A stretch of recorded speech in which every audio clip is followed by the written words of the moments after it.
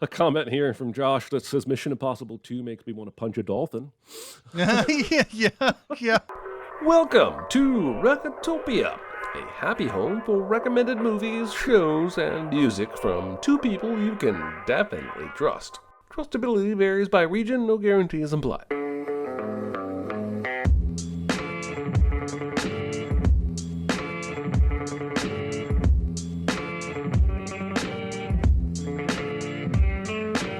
Now, here are your hosts, Chris Atkinson and Jeremy Scott. And you're questioning our journalistic integrity. No, I'm questioning your hearing. You hear reasonable and tortious interference. I hear potential Brown and Williamson lawsuit jeopardizing the sale of CBS to Westinghouse. I hear shut the segment down, cut Wygan loose, obey orders, and fuck off. That's what I hear. Hello. Hey. Hello. How's everybody doing? Welcome. Acknowledging the chat. Looks like JC Davis is just absolutely ruling that thing. Or at least people named JC are ruling that thing. Yeah, there's another JC today. That's what we need. Everybody change your username to JC so no one knows who anybody is.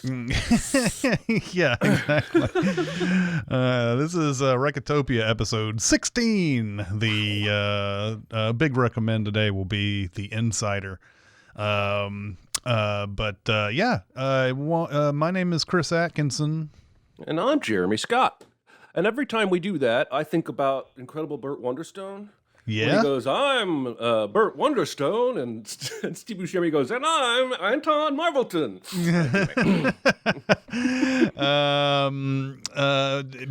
Hey, yeah, do you want to get into our small recommends? It's no big deal. Itty bitty living space. It's so small and light. It's small, it's tiny, it's petite, it's wee. I do. You want me to start? Yeah, go ahead. I did not know this documentary even existed. Flipping channels a few days ago, I stumbled on a Showtime documentary called Sheryl, and it's about Sheryl Crow. Oh, And nice. I have always been a big Sheryl Crow fan. Her first record came out when I was in college, and that was exactly the right sound at the right time for a college student. She was incredibly popular with the whole campus, as I remember it. This is one of those documentaries where she's sitting in a chair being interviewed, probably for hours at a time, and then we cut to all kinds of stock, behind the scenes, backstage footage, as she tells these stories. And I just enjoyed it. I don't know that it's like an award-winning documentary, but I learned a few new things. Like, maybe this was bigger news at the time, but the internet wasn't so huge. But when Leaving Las Vegas was like a certified hit, she gave an interview where one of the things she said was that it was kind of autobiographical. And I guess technically she had co-written the song with her bandmates, and her bandmates weren't super happy with that. But also they had based it on a book called Leaving Las Vegas. Oh, really? And not long after this, the guy who wrote that book killed himself. No. And she breaks down when she's remembering this. Now, the documentary doesn't say this, but when I went and Googled it, the man's family has said it had nothing to do with her song, which suggests to me there were well-known other underlying issues that his family knew about. They wouldn't make that statement just to make her feel better. But even knowing that, I can imagine that would crush a person. And so then that kind of casts the rest of her career in a new light for me, that she was carrying that weight as she moved forward creatively. I think if you're a Sheryl Crow fan or just a general big music fan, this is a documentary to add to your list. It's not very long. It's like an hour and a half. And I really enjoyed it. So there you go, Sheryl on Showtime. I'm guessing Lance Armstrong comes up? Yes, briefly. Okay. It's much more about the music than her personal life. Okay. All right. Staying on some of the documentary stuff, I watched one on Hulu called Too Funny to Fail about the Dana Carvey show, which is a show that I never watched. And I didn't have a chance to. If I may have vaguely during this came out in 96, I think, is when the Dana Carvey show was made. Sounds right. During that time, 1996, I was not watching very much TV. Even some of the shows that I was watching back then, I had stopped, like Seinfeld and things like that. I would occasionally catch a new episode of one of those and whatever. So I was way more into movies in 1996 than I was into TV shows. But I think I remember saying, I think I'll give that a look sometime, but it was canceled after like eight episodes. So, but that was a big story back then, as Dana Carvey left Saturday Night Live and wanted to create a new sketch show. And he did it with Robert Smigel. Robert Smigel, they hired some people who are like, would become all timers when it later on in life. So like Steve Carell before he was anything, Stephen Colbert, Louis C.K. was a writer on this show. There was Charlie Kaufman was a writer on this show. Holy crap. So they have just a who's who of industry names before they were even named, and I love that how the documentary goes into how they were picking these people, because they go to all the usual places where people try to find funny people, like Second City and stuff like that. So at the time in Second City, Smigel had been hearing about this legendary performer named Steve Carell, but he wasn't there that night. And he said, but the understudy was kicking ass that night, and it was Stephen Colbert. And so they went through all this, process. So they actually ended up getting them both, but it's so funny showing all this stuff. They showed Colbert's like audition, which he has a newborn. And he has a newborn in his audition, and he's talking about all this stuff, and he's like, come, I really need this job, and blah, blah, blah, blah, blah. And Stephen Colbert's like, I don't know, maybe they hired me based on that. And Dana Carvey's like, no, that was disturbing. We didn't hire him based on that. But it's interesting to me. I think that even if you didn't watch the show, and I've seen some skits from it since, but it shows you that a lot of times you can have the funniest people in the world. It doesn't matter. You have to set the tone immediately, and you have to have the right set of circumstances. And one of the big things that they talk about was their lead-in into their show was Home Improvement. Wow. Home Improvement, which is a big family show. People gather around and watch this with their family. It's very inoffensive. And then Dana Carvey show comes on, and it's nothing but like non-family stuff. And they said that they were talking about how they did a minute by minute Nielsen viewer thing or whatever. And like it was a lead-in of 6 million people from Home Improvement, and then it just shows it just go steadily down in 3 minutes to like almost nothing, because the first sketch they did was Dana Carvey doing a Bill Clinton, where he said he wanted to like be both the mother and father of the country, and so it shows him like with all he pulls his shirt open, he's got all these nipples, and then there's like all these like baby kittens and dogs and just babies like nursing on him and everything. And so like it's the first sketch anybody sees of this show, and of course they're not gonna stay around after watching Home Improvement. And the funniest thing to me in this whole documentary is they show an ad for what's for ABC's lineup on the night or whatever, and like so I'm gonna give a little bit of background that each show of the Dana Carvey show, they were trying to do kind of a joke where they'd have a new sponsor every week. So the first one was like Taco Bell, and then there was like Diet Mug root beer and all this other type of stuff. And so they show this They show this ABC programming thing, and it was like a very special home improvement. The loss of a child is horrible, or whatever, and it shows all these people like hugging and like, we're gonna get through this. We're gonna get through this. Is watch a very special home improvement, followed by Diet Mug root beer, Diet Mug root beer, and the Dana Carvey show, and they show this to Colbert, and he's just dying. He can't breathe. How inappropriate this combo is.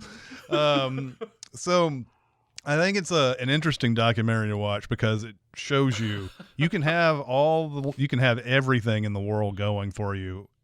You still may not. You have to still have a lot of luck in this. There's probably a show like this every generation, right? Mm-hmm. Like, this is reminding me of the Ben Stiller show in that it was short-lived, did not succeed, but was stacked with people who would go on to be famous. Absolutely. Same with Freaks and Geeks, which was a more traditional scripted show, but canceled too soon, stacked with people who would go on to be super famous. Mm-hmm.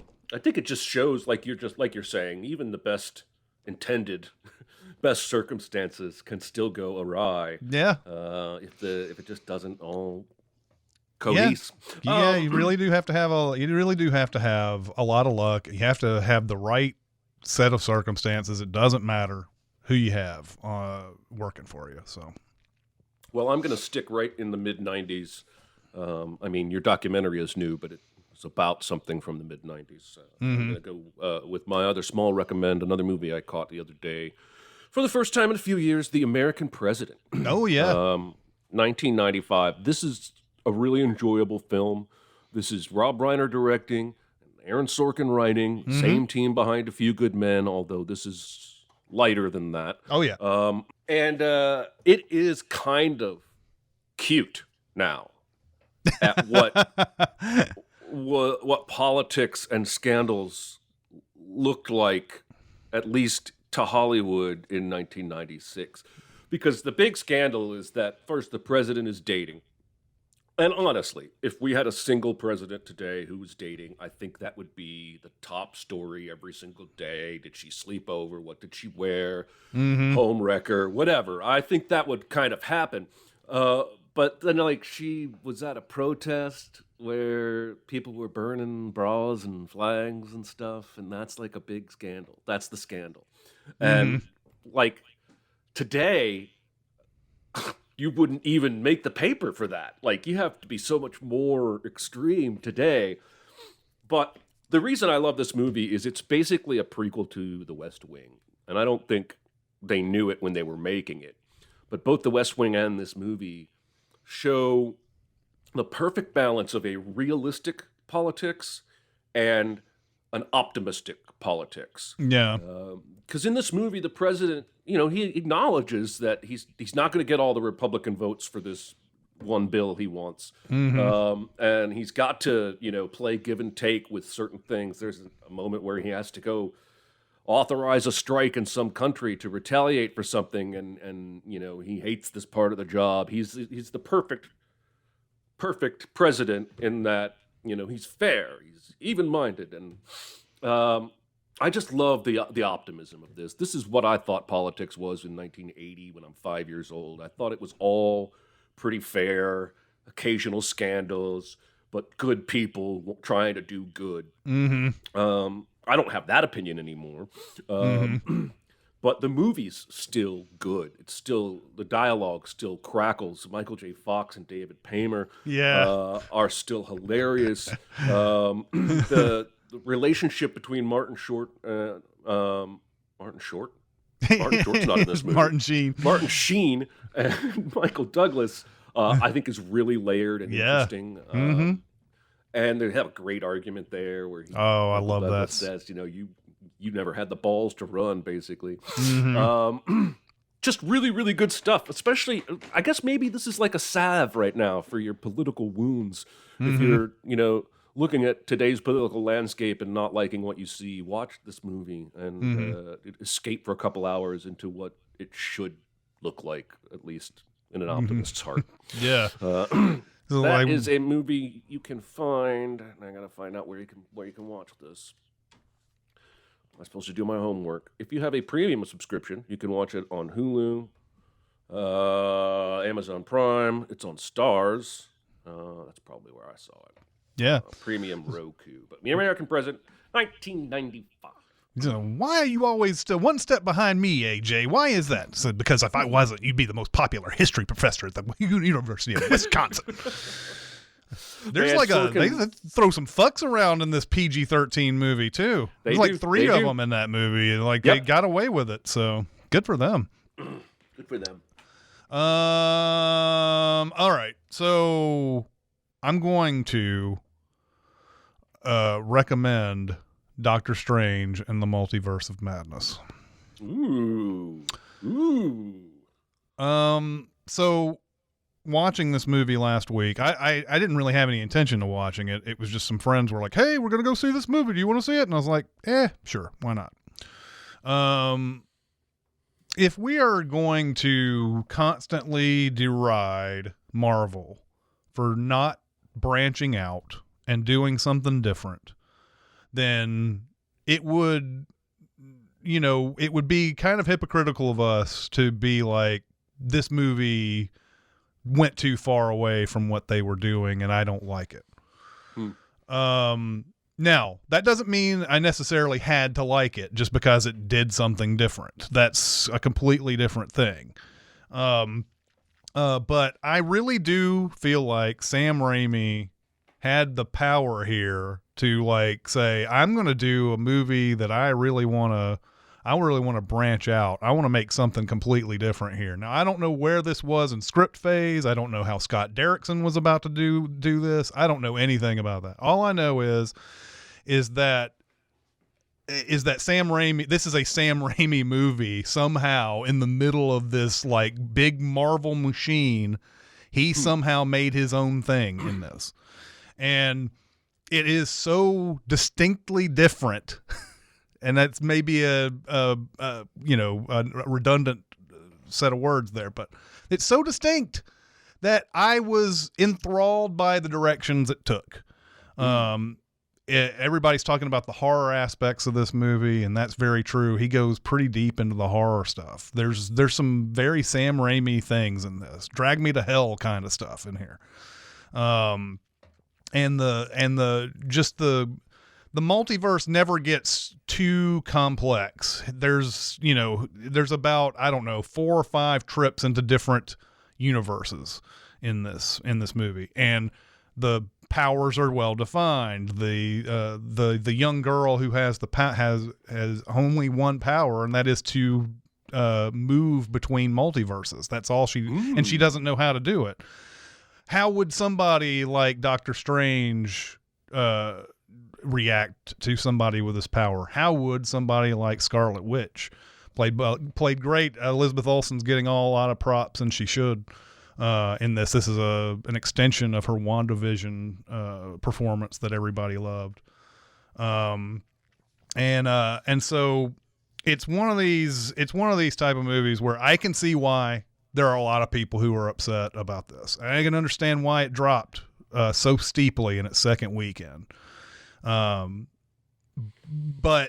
it goes to show, look, I'm not a big fan of Marvel deciding we need to make everything samey and we're going to fire these directors who try to go anywhere different with it and all that. I'm not a big fan of that. I think you have to grow. I'm not a big fan of The Last Jedi, but Rian Johnson tried something there, and I madly respect that.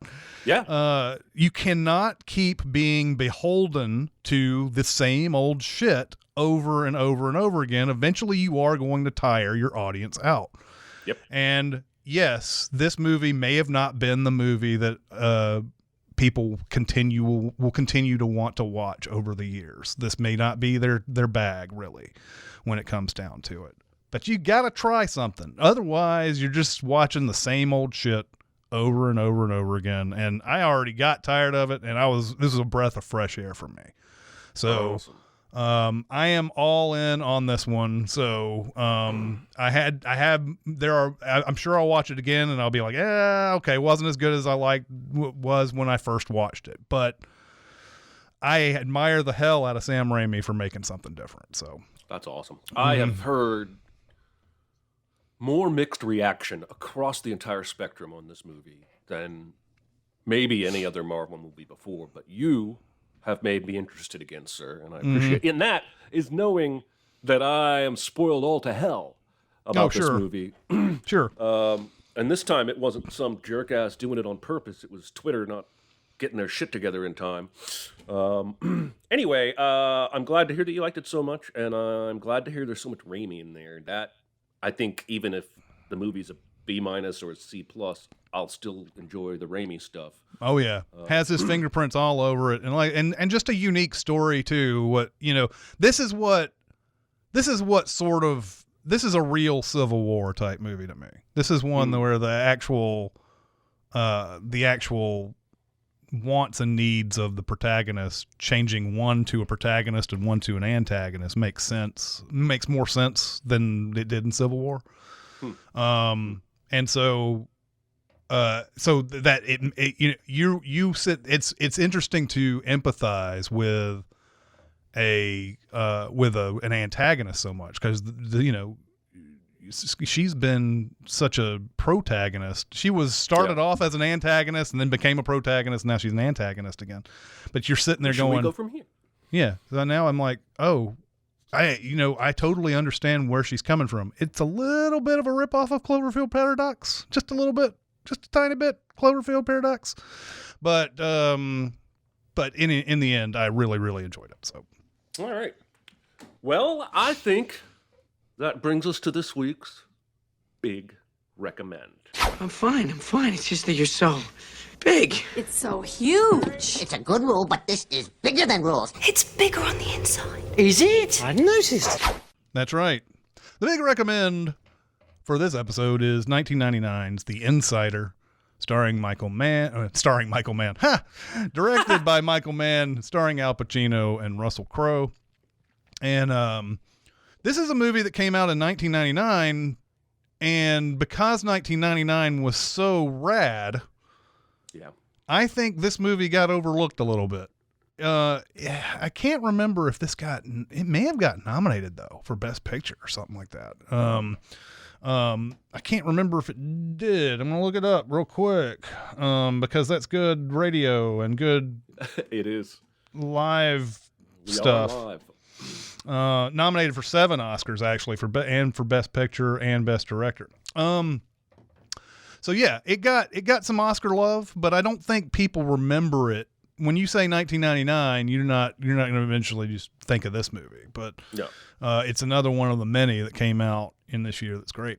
I think The Insider shows us, much like how broadcast news was sort of telling us back in the 80s, that the business side of news has really sort of, I mean, it doesn't say that in the text, but the business side of news has really fucked us here in the U.S. because the media doesn't really work off of what people need to know. They're working off what they want people to hear and what will keep them tuned in, and what the billionaire who owns them wants them to write. Yeah, exactly. There's a point even where Al Pacino says, "Who's got a free press? Steve Tisch has got a free press," and so yeah, the movie is about a chemist played by Russell Crowe who is fired from Brown and Williamson, a tobacco company. What he knows is that they put a drug inside of cigarettes that keep people wanting to come back to smoke more. As the discussion is between Lowell Bergman, played by Al Pacino, and the rest of his producers and everything, is that, the news that he has isn't that cigarettes are bad for you. That's not news. Everybody knows that cigarettes are bad for you. But what would be something that would really hurt these guys? Well, if they're putting something in their product that makes people come back as an addiction, then that's real news there. So yeah, it's interesting too. And this, I didn't really notice this the first few times that I watched this because I knew the story so much that I didn't really think about how Lowell Bergman ends up talking to Jeffrey Wigand. And it's because he gets a delivery at his home from Philip Morris about the burn rates of paper or something like that. In his investigative techniques or whatever, he's calling around trying to figure out who can make sense of this. And eventually he ends up on Jeffrey Wigand. When he calls his house, and it's his wife, played by Diane Venora, who was in Heat, the previous Michael Mann movie. Diane Venora tells him, you know, it's like, he goes, I'm with 60 Minutes. I'd like to talk with your husband. She immediately thinks it must be because of what he knows about Brown and Williamson.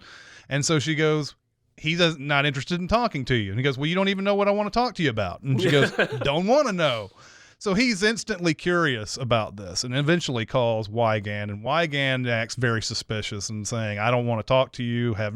And the reason why he's so scared is because he signed a confidentiality agreement that if he breaks it, then he loses his insurance and he loses his half pay and he loses all this type of stuff. So obviously there's a very big reason why he doesn't want to talk to Lowell Bergman. But Bergman is just...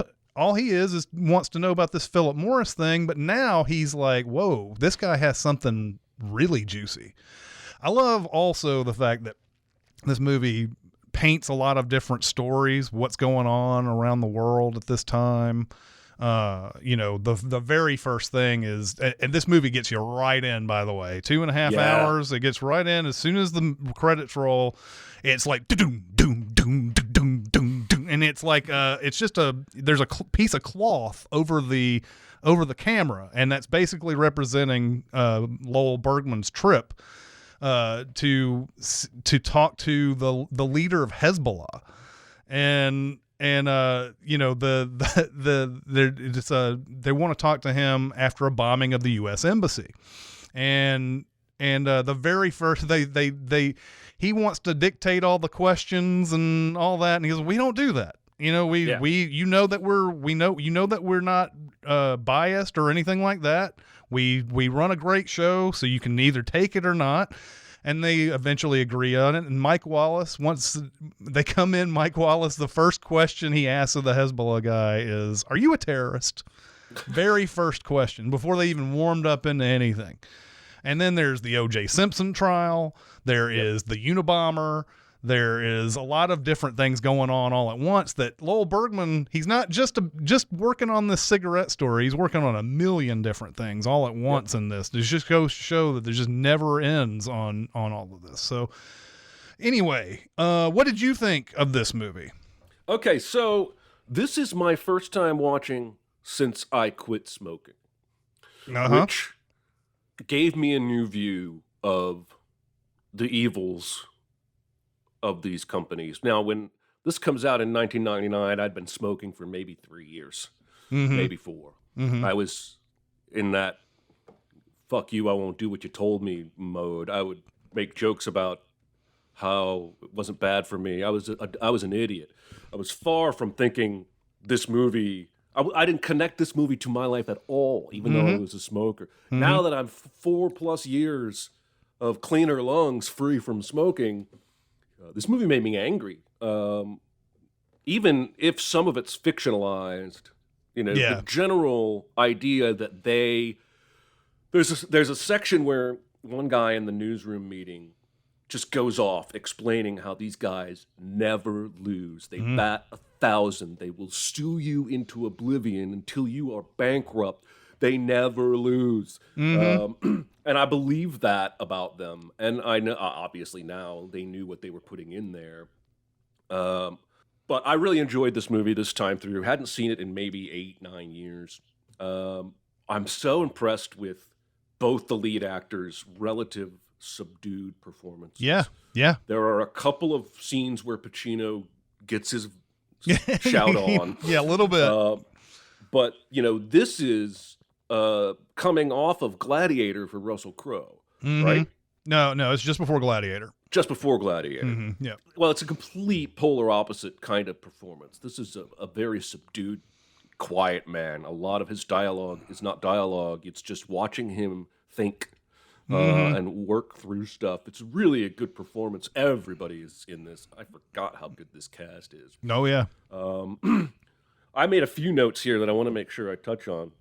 That scene with the meeting where the guy's explaining how the tobacco companies never lose, and they're talking about Wygand and should they run this interview, do this interview. And I just thought it was really interesting that Wygand's life is in the balance. He's literally being stalked and harassed, and they're just having a casual lunch. There's even a scene where Mike Wallace makes a comment and then says, "Pass the milk." Yeah. And I don't think that is on accident. I think that's there to show a little bit of that privilege of distance, which I think Lowell, the character, Al Pacino's character, eventually throughout the film, breaks through that because it's clear he cares about Jeffrey, especially by the end of this movie. There's nothing like Mike Wallace going off on the suits who edited him. Oh, that was that fantastic. One scene where he's like, "What? I don't know what he says," but he's basically like, "You have balls to edit me?" When Gina Gershon, who has come in as a CBS corporate and is telling them they can't run this segment, and they're talking about this stuff like tortious interference, where apparently if you're a third party that tells someone or compels someone to reveal information in a confidentiality agreement, you are just as liable as the person giving the information. But there's extra layers to it because CBS is up for sale to I can't remember which cigarette company. Westinghouse. It was Westinghouse, and I don't even think they're a cigarette company. I think they're just a huge conglomerate. Oh yeah. And so there's the sale is in peril because this other company doesn't want to touch another company that could get sued into oblivion. And she's saying that it's if by the end of litigation, Brown and Williamson could own this company. So she's going in pretending to be a friend, basically. We're all on the same side here. We're all on this, blah, blah, blah, blah.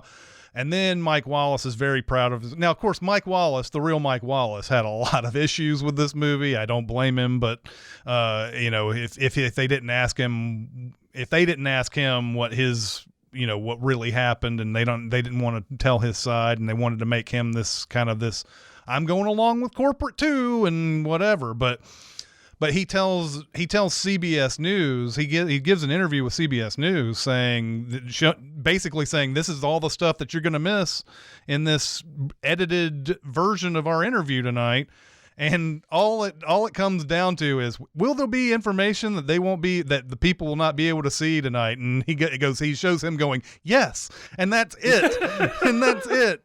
And so Gina Gershon, who keeps going Mike all the way through this, never calls him Mr. Wallace or anything.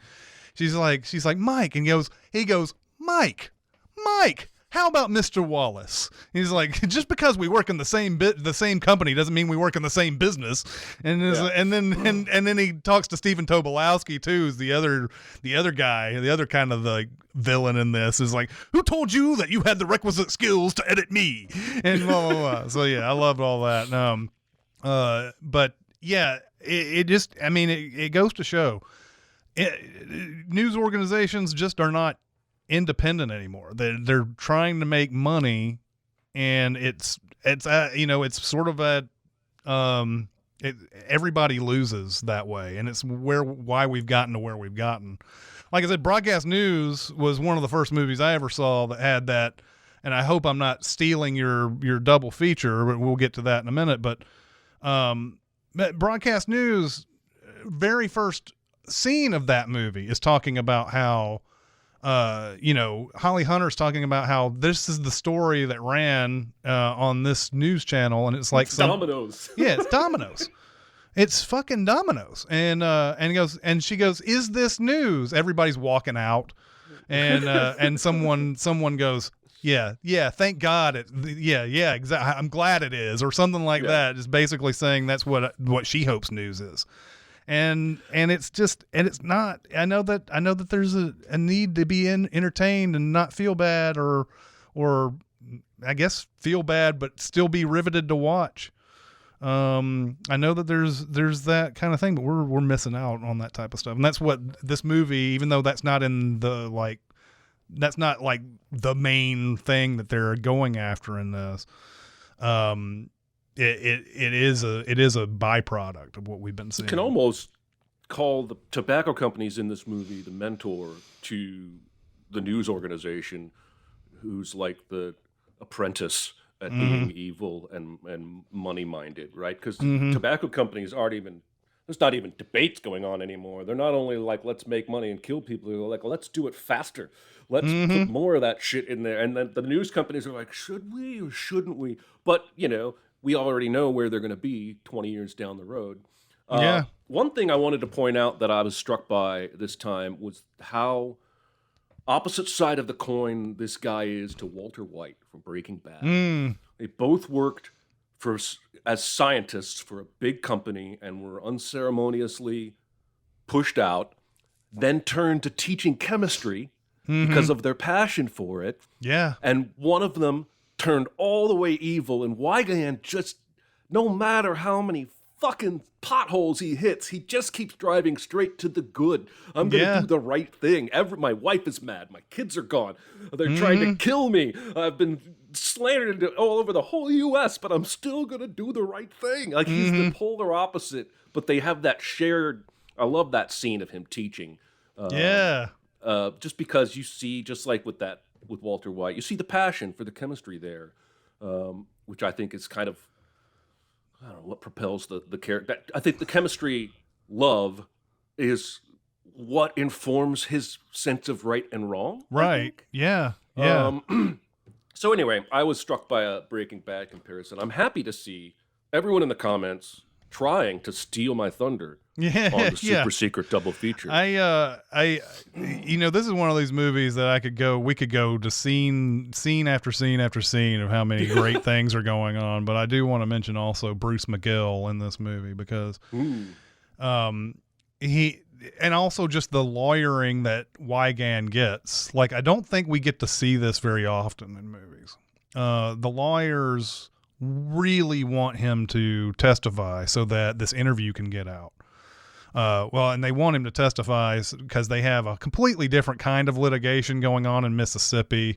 It's a different kind of area. It's not about the addiction. It's just more about, I think it's about insurance, like cigarettes too. I don't think, something like that. It's something in a different zone, but they still would like his testimony, and it would help him with the case, but it would also allow CBS to play the interview. And they tell him right up front, he goes, there's a problem with you testifying, and that is, once you step back into Kentucky, they can arrest you and put you in jail. Now, this is also an interesting thing, like, you know, like the privileged white male. He's like, how does one go to jail is what he says at one point. Yeah. And exactly. Yeah. If you don't know that world, then what is that like, right? What is that like to do the right thing and be in jail? But they tell him that up front. Says, we would really like your testimony, but you should know all the consequences to this. And you don't see that very often, I don't think, in movies at all. And when it gets to the point where he has to make the decision, there's this period where he's just out looking out at the water, and he's trying to make the right decision. And finally, Lowell Bergman shows up, and he goes, all right, what's the decision? And he goes, every time he keeps thinking about what's the right thing to do. It just doesn't come. It just comes down to the fact that he needs to do what's right and screw the consequences is what it comes down to. It's like what you said. He goes, okay, fuck it. So they go back and they go to do this deposition, and Bruce McGill is like, is trying to get him to say that it acts like a drug. It acts like a drug. And the counsel for, I guess Big Tobacco is like, it's like, you have signed a confidentiality agreement. You are not to answer that question.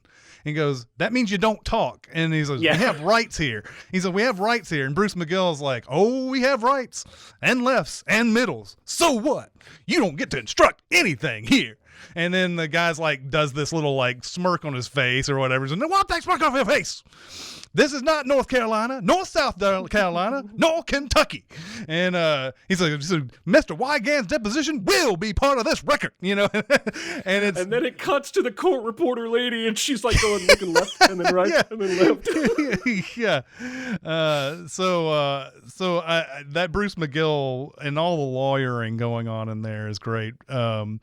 And by the way, what about the guy who plays James Snodgrass in Quiz Show showing up in this movie? As another like creepy kind of person. Yeah.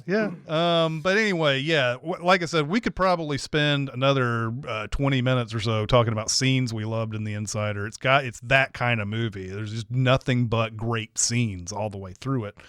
And this is one of the last great Al Pacino. I mean, there's some decent Al Pacino that has come out after this, but this is the first time. This is in the 90s. This is one of the first times you're going to see him in sort of a reserve. I mean, Donnie Brasco was obviously one of his best in the 90s, but only a couple of times does he get into that whole like, you know, are you a newsman or a businessman? You know, all these he's like. When he tells him, no, you fucked you. Stop inverting stuff, you know, that type of stuff. There's some Al Pacino bombast in this, but all in all, it's pretty well reserved. So anyway, I think it's time that we get to your super secret double feature. And I hope, not because I hate you, chat, but I hope that you have a different movie than chat. Be very, very quiet. Secret? What secret? Our dirty little secret. I tell you something I've never told anyone. Yes, so far no one in chat has named the movie I'm going to choose, or even the ones I strongly considered. You guys probably know by now, I either choose a double feature by like tone, or by theme, or by topic, right? So if I were to go by theme, I almost chose Donnie Brasco. Oh, yeah. For the idea of the system letting down the guy who's just trying to do the right thing. I almost went, if we were going to go topical, I almost went Citizen 4, the documentary about Ed Snowden from the hotel room. Yeah. Because it's straight up an informer. I almost went The Informant. The exact opposite of a I actually thought of The Informant during this too. But I have decided to go with The Rainmaker. Oh, The Rainmaker. Good one. Specifically because of how it exposes a huge corporation's true evil. Specifically that scene where he has the mother up on the stand read one of the letters the insurance company sent her after she kept asking them to cover this treatment. And the guy says, you must be stupid. And then you later find out from Virginia Madsen that they had a whole section in the manual that's not public that told them to deny every claim. And math tells us only a certain number of people will be persistent enough, and that will keep our costs down. So much the way that The Insider exposes the true evils of big tobacco, if you weren't aware of them already, I think The Rainmaker exposes the true evils of insurance companies. You also get a really great, subdued young Matt Damon and Claire Danes, young Claire Danes.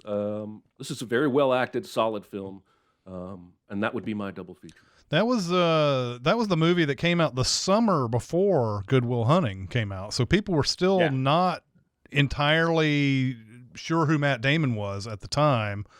But that was like a good stepping stone into Good Will Hunting, because Rainmaker was a pretty decent hit. I don't know if it was a huge hit, but it was a pretty decent one. And that was Francis Ford Coppola too. But who just cast Adam Driver in his next movie. Yep. Oh yeah. Hey. Yep. John Voight. John Voight in this movie. He's in that movie as well. Oh, the John Voight. John Voight. Just driving around in John Voight's car. Exactly. So next week's homework for Recotopia episode 17 is going to be Hell or High Water. Yep. This is Chris Pine and Ben Foster and Jeff Bridges in a movie I have raved about before, but still too few people have seen it. And I think you guys should be exposed to it so that we can dive deep into its many, many layers. Let me see if I can find where that is. Gotta do show prep, Jeremy. I mean, you can find it in my Blu-ray collection, but it's on Netflix. That's groovy. That's probably as wide a distribution for our listenership as any other service. Yeah. So, Hell or High Water is next week's homework. Yep, and that's an excellent movie. Can't wait to revisit it. I think I watched it last when we did a best of 2015 thing, and so it's been since then since I've seen it. So I'll be looking forward to going back and looking at that. So, all right, questions? I believe we have time for a couple of questions. Question. I got something to say. I want the truth. I am listening. First question: what is your favorite and least favorite fact about a specific movie? Hit us. Yeah, I mean, generally, it's going to be like, for me, it's going to be like you heard about some sort of abusive techniques that the director did or whatever on a movie that you love or whatever. But it's funny. I found something horrible about Wizard of Oz, and then I was like, okay, what would be my favorite thing about that? And I actually had to sit there and look at a whole bunch of like facts about Wizard of Oz and found like 5 or 6 other really bad things about the Wizard of Oz. Like, they didn't treat people very well back in the day. There was a point like where Judy Garland laughed at one of the actors getting slapped or something. And so Victor Fleming, who was the director at the time, went and slapped Judy Garland, who was 16. Oh my God. And my God. And then apparently that shows up in one of her takes about halfway through the movie that she was just recovering from, basically. And like Fleming apparently like was very torn up about it. This is another thing that's kind of fucked up. He was torn up about it, saying, "Oh my God, I hope this doesn't ruin our relationship." Blah blah blah blah blah. Judy Garland heard it. And then she was like okay with it or something because he overheard. And it just seems so weird and fucked up. And but one of the facts that I noticed that was in a lot of different things was the fact that the dog who played Toto got paid more than the actors who played in the Lollipop Guild. That was a bad fact for Wizard of Oz. Apparently he got paid $125, the dog that played Toto, per day, I guess, and the actors got paid $50 a day. So I was like, all right, let's try to find some good stuff on Wizard of Oz, and like just kept running into like, of course they had all that stuff about, the using the actual aluminum paint that Buddy Ebsen couldn't breathe or whatever because he had an allergic reaction to it, and then he lost the role because he couldn't do it. And they used asbestos for the snow in that one scene. They used asbestos, and I'm like, God damn, is there anything good about the Wizard of Oz? The making of the Wizard of Oz? But the effect of the tornado is one of my favorite facts about it.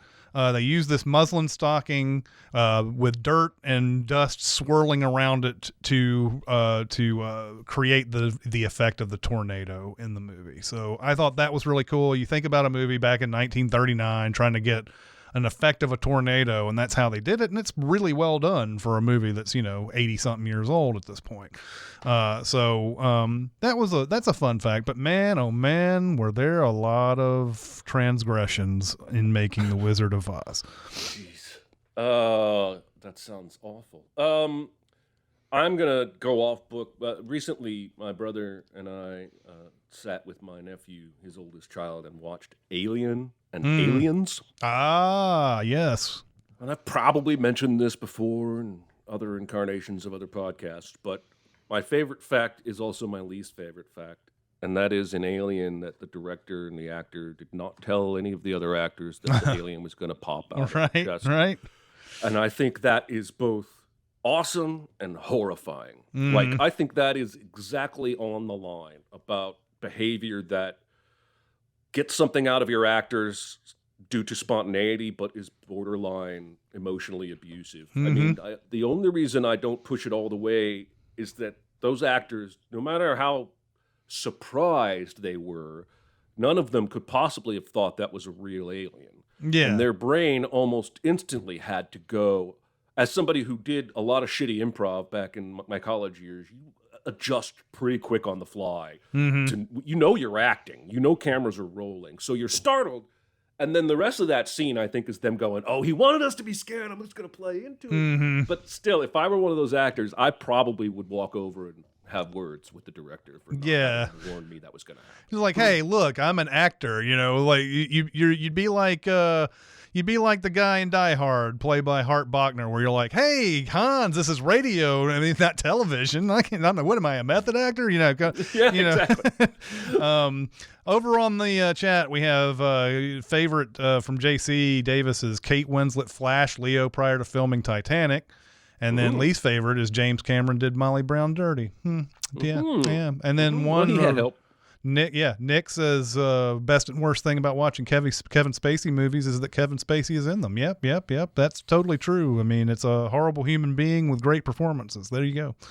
Tarantino spitting in his actor's face, that would be a bad one, sure. Yes. Yeah. So Yeah, Kubrick in The Shining. Yeah, that was the thing about The Shining. I thought about that one too. How they made, but the problem is that I'd argue that Shelley Duvall's performance is not very good in The Shining. All that work that he did to try to make her feel this way, she ended up not doing a very good job. Really, I don't think, and I don't put that on her. No. All right, next question. When has something that's largely innocuous bothered you or pulled you out of what for you is otherwise a good or even great movie? For example, and this is a Cinemasins for sure. In First Man, it bothers me to no end that Ryan Gosling is notably shorter than Corey Stoll and Pablo Schreiber, yet Armstrong and Lovell were the same height, and Aldrin is shorter than both. Yep. Knowing that takes me right out of that.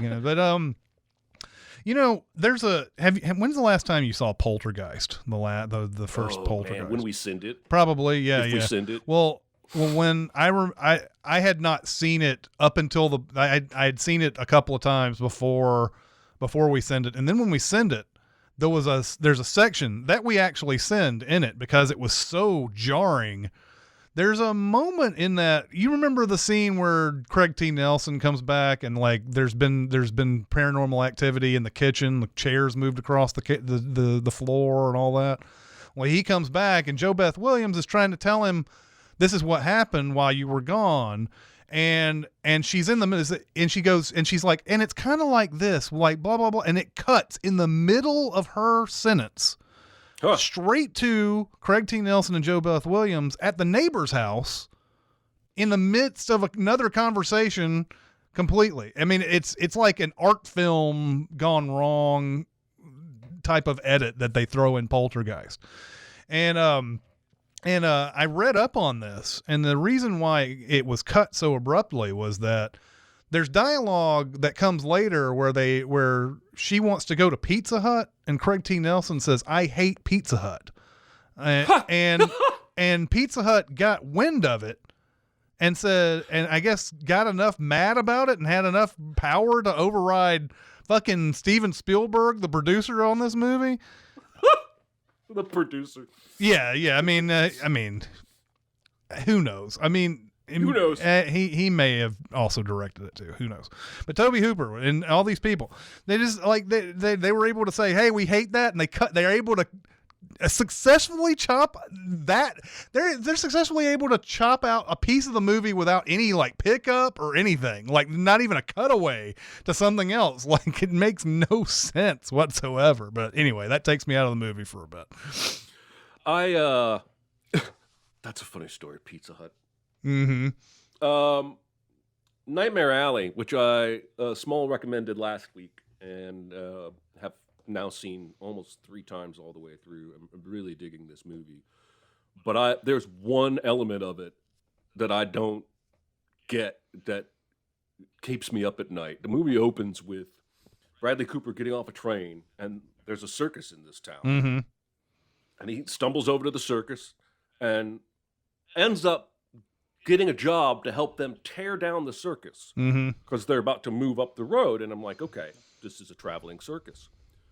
And then they move up the road 20 miles, they say, and they merge with another circus that's there, and then they're just there forever. They never travel again. David Strathairn lives there with Cate Blanchett in this house, and everybody in the circus knows that. Yeah. So it's almost like the only reason the circus travels at all is to get Cooper's character a job, to get him hooked into the circus life, because they go up the road and then they're there for like years. Yeah, that's They're weird. That is really weird. Yeah. They never go anywhere else. They never go back 20 miles to the other place. Like And even an explanation as to like their regional or something like that, where they go 20 minutes somewhere, 20 miles away just for a special thing, a holiday or something, and then come back. They don't even really explain that even. So that is, No. it's obviously, it's a plot device to get him in there.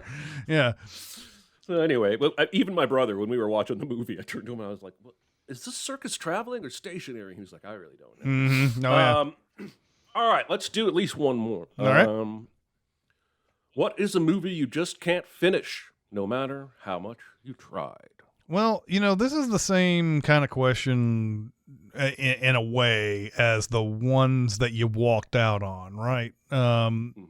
I typically, when I start a movie, will finish it. It doesn't matter how bad it is, and I will struggle through some really bad ones sometimes. But it's that whole thing, like that old South Park where Cartman hears the first bars of "Come Sail Away" and he has to sing the whole song afterwards every time. So I do not have a movie that I've started and have not been able to finish. The only movie that I've ever walked out on and did never finish, but I've never tried to finish, is Dungeons and Dragons, and I have talked about that before. I watched the first reel. I was working at Hollywood 27. We watched the first reel or two of Dungeons and Dragons, and I was like, man, I'm tired. This movie's terrible. I'm going to do something that I've never done before, and that is stop this and just let it run through the night without me even watching it. And they can actually, I may have cut what had already played and put it back in the middle and told the people in the morning to make sure that made sure that it went through okay. But I was just like, I'm not watching the rest of this, and I just didn't, and I still haven't. So, yeah, I if my big trigger happens in the middle of a movie, I won't ever go back and finish it. I won't even try, and that's happened a few times.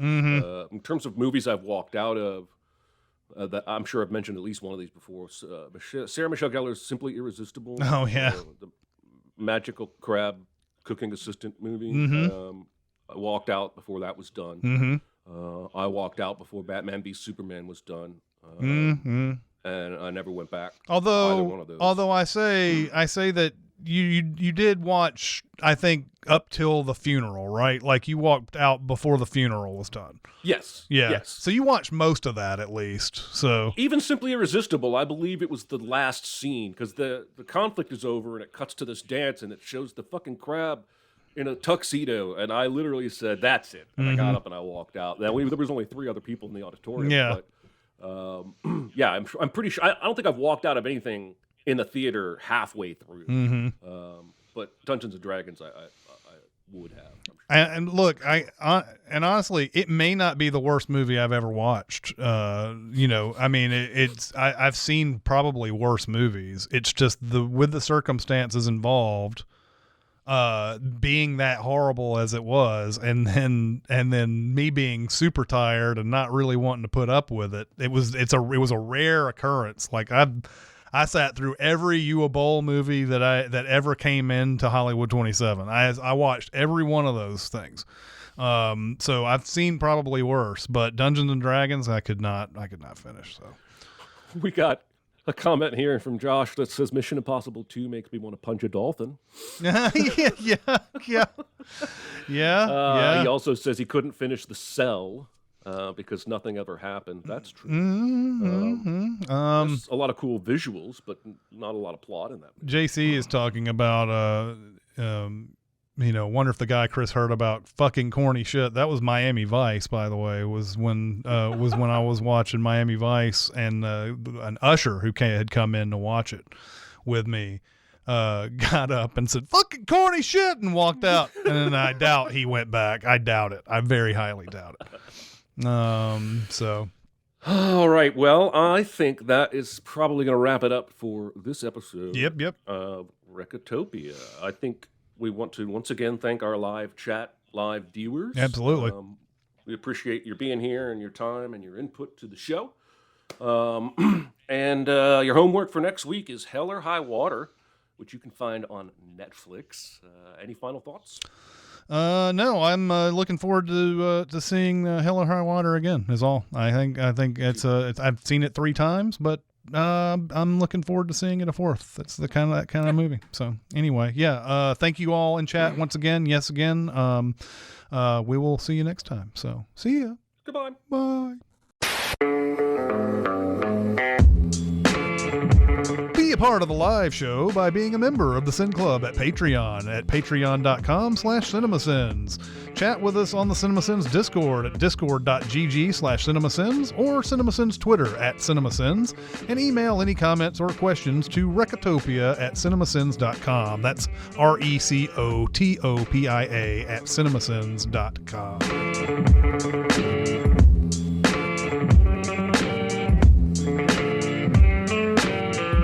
It's like, I think at this point, it's like going for 4th down in the NFL, right? Yeah. If you succeed, you're a genius. If you don't make it, you're an idiot. Every single time. There's no failing. Maybe once I've heard an announcer go, well, they didn't make it, but that was still the right call. It's just about the outcome. So it kind of is.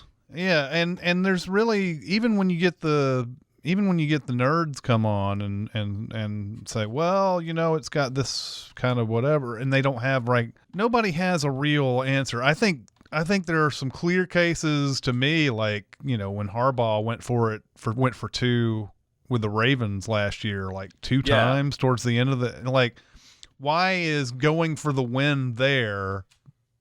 Why does that give you a better chance to win than going into overtime and winning a coin toss? Right. I don't understand why not just go ahead and kick the extra point, and then you take your chances in overtime. You're taking your chances going for 2. So I've never understood that kind of rationale. I understand the nerdy part of it, and I'm all about the nerdy part of it, but a lot of times I'm sitting there thinking, yeah, the other team has Peyton Manning. They can run the clock down. They can get down there in a blink of an eye because it's Peyton Manning. But wouldn't you rather try to prevent them from getting to the 30-yard, your own 30, than just giving it to them? And I guess, if you get it, you get the first down, then that ends the game and you don't have to worry about it. That was always Belichick in my mind, at least as a Colts fan in the Peyton Manning era, is that he always wanted to step on our throats. He always wanted to. If we were on the ground, he was going to kick us. If he had already kicked us, he was going to step on our face. He wanted to hurt us. And the few times we overcame them was bliss. I tell you, bliss. I got a box of edible arrangement as a gift. And it's like chocolate-covered strawberries. I don't understand that business. I mean, it's a lovely gift. You're never going to get really fresh strawberries this way. That's true. Right? And that's obviously not the point, but every time, this is maybe the 3rd or 4th time somebody has, over my lifetime, gifted me one of these edible arrangements. Usually it's like a bunch of fruit on a stick. It's got barely a little chocolate on it. But it's always like day old or 2-day-old fruit because they have to get it from wherever they get it from. And then they have to dip it and drizzle it and pretty it and put it in a package and wrap it up. And then they have to, in this instance, they called me to see if I was home to receive delivery of it. If I hadn't been, what, do they bring it the next day? It's even fresher. Right. Flowers at least live for a couple weeks, maybe a week. But strawberries is something like if I'm going to eat a strawberry, I kind of want to pick it right out of the ground. Yeah. Maybe chill it for an hour and then go. Yeah. Anyway, that's a business model I don't understand. Yeah.